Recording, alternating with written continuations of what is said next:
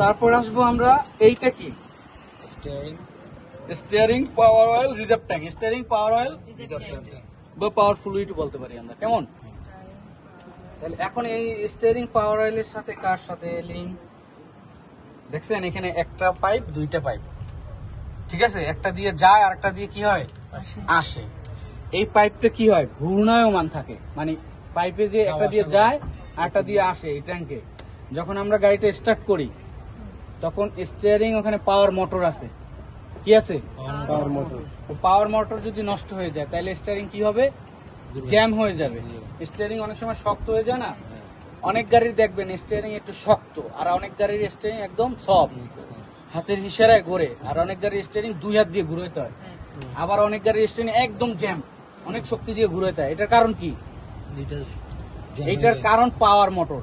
Steering পাওয়ার motor যে আছে, ওই মোটর যদি চলতে চলতে দুর্বল হয়ে যায় তাহলে স্টিয়ারিংও আস্তে আস্তে জ্যাম হয়ে যাবে। আবার একদম দুর্বল হয়ে গেলে তখন কি হবে, ঘুরবে কিন্তু অনেক শক্তি দিয়ে ঘুরাইতে হবে, মানে ম্যানুয়াল হয়ে যাবে, ওটা পাওয়ারে কাজ করতেছে না। আর যদি ও পারফেক্ট ভাবে কাজ করে একদম হাতের ইশারায় স্টিয়ারিংটা কি হবে, ঘুরবে।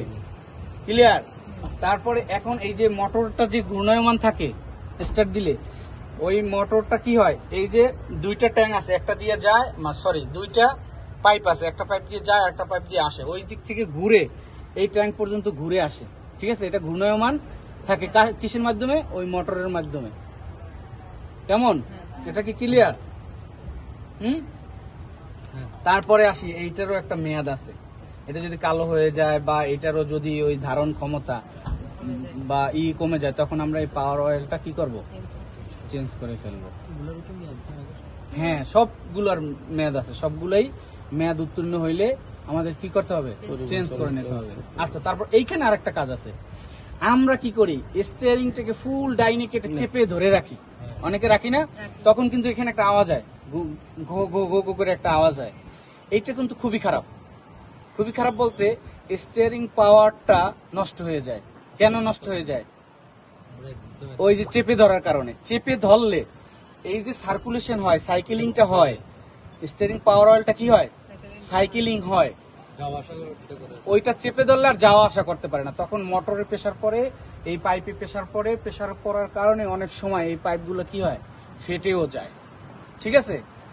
এবং দ্রুত পাওয়ারের কাজ দুর্বল হয়ে যাবে ওরকম চেপে দিলে। তো কাজে আমরা যখন ফুল ডাইনে কাটবো একটু লুজ রাখবো, 1 ইঞ্চি আধা ইঞ্চি স্টিয়ারিং লুজ রাখবো, ডাইনে অথবা বামে যেদিকেই কাটি স্টিয়ারিংটা কি করব, একটু লুজ রাখবো। তাহলে পাওয়ার অয়েলের কাজ এবং পাওয়ার অয়েল কিভাবে, স্টিয়ারিং কিভাবে ব্যবহার করবো, এটা তো আমরা ক্লিয়ার বুঝতে পারছি। ওকে, আর কিছু? ওকে, ফাইন।